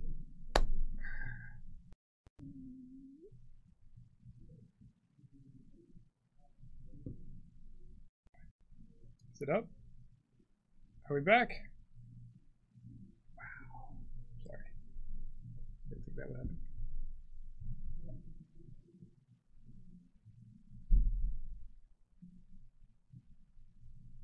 Should we shut it down and put it back up real quick?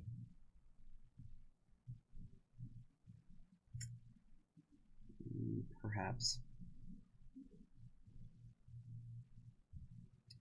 Yeah, guys. All right, let's do that. We'll jump into our round just a touch late, but I think we're going to restart our computer real quick.